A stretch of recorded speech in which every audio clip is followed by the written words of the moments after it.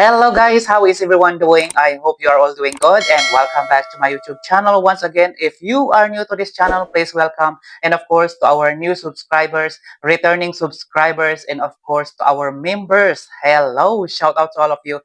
Thank you so much for your love and support and I really appreciate it. Yeah, so for today's video ay ituturo ko naman sa inyo kung paano naman tayo maglagay ng aesthetic text sa ating Facebook. What? Yes, narinig nyo yan guys. Paano maglagay ng aesthetic text sa ating Facebook post. Ayan, so kung interesado kayo dito, samahan niyo ulit ako at ituturo ko sa inyo step by step. At syempre ito ay para sa mga hindi pa nakakaalam. At syempre pag nakikita niyo naman ito, ayan, di ba? Makikita niyo yan, ang ganda, di ba? Magandang tignan yung aesthetic sa ating Facebook post. At syempre pag makikita niyo naman sa comment section din natin, kagaya nito, ayan, so mag-i-stand out din ang ating comment section. Ayan. So, di ba kakaiba? At syempre, kung interesado kayo dito kung paano natin gagawin yan, tara, samahan niyo ulit ako at ituturo ko sa inyo step by step. Pero bago tayo magsimula, kung hindi pa kayo nakapag-subscribe dito sa channel na to, ayan, please feel free to click that subscribe button down below. At huwag din kalimutan pindutin ang bell button para ma-notify kayo every time na mag-upload ako ng mga tutorials. Ayan. So, let's get started. Let's go!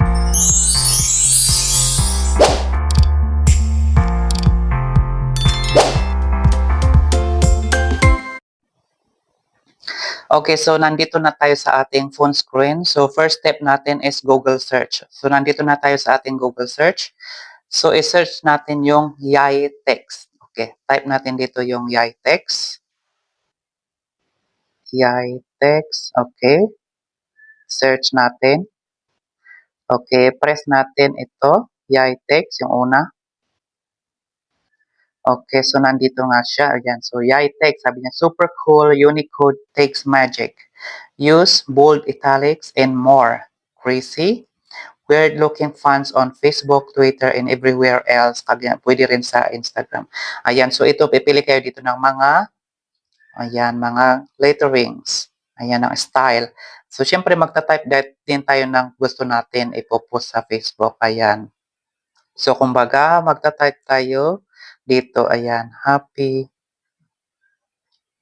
Okay, kumbaga, weekends to everyone. Ayan, kumbaga, ganyan siya. Maglalagay din tayo ng emoji. Okay, ganyan muna siya. Lagay tayo ng emoji, kumbaga, ayan, ganyan siya. Okay, tapos back, press natin to back. Ayan, down. Tapos hanap tayo dito ng mga style, kung anong style ang gusto nyo. Yan, kumbaga, ito. Yan, ito. Yan, ito. Kumbaga, ito gusto natin.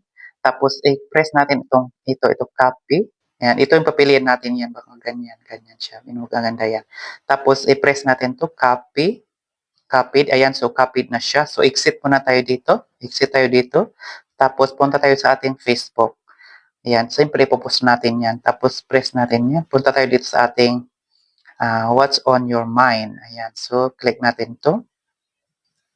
Paste lang natin dito yung comments. Paste. Ayan, so, happy weekends to everyone. O, ganyan, di ba? Okay, so pag okay na siya, ganyan ang style niya. Happy weekends to everyone. So, next naman natin, ayan, kung okay na igan, pili tayo ng mga background. Ayan, black. Ayan, so pipili lang kayo kung anong kulay ang mga gusto nyo dyan. So, nasa choice nyo yan kung anong mga kulay ang ilalagay ninyo sa inyong background. Okay. Yan. So, syempre ang pipiliin ko dito itong black. Mas maganda kasi kitang-kita yung words natin na happy weekends to everyone. So, pag okay na yan, press natin ang post. Ayan. So, click natin yung post para syempre ma-post na sa ating Facebook. Ayan. So, okay na yan. So, makita nyo dito sa ating post. Ayan. So, nandyan na nga siya. Happy weekends. Ayan. Okay. View post natin. Okay. Tapos, pwede rin natin ilagay sa ating comment section para mag-stand out siya. So, press natin itong comment. Paste natin yung comment natin. Ayan. Tapos, pag okay na yan, check na. Ayan. Check na natin. Ayan. Post. Yan, so naka-post na siya. So siyempre ako pa lang yung naka-comment diyan, pero 'pag makikita niyo mag-i-stand out itong comment, natin sa comment section kasi kakaiba yung letterings niya, o 'di ba mag-i-stand out siya. Maganda rin tignan, o 'di ba? Siyempre kung gusto niyo man i-try, try niyo na rin guys, ayan, o 'di ba? Para naman maiba ang, hindi pare-parehas ng comment section. So mag-i-stand out talaga siya. Ayan, so ganyan siya guys. So 'di ba sana may natutunan kayo dito sa ating tutorial.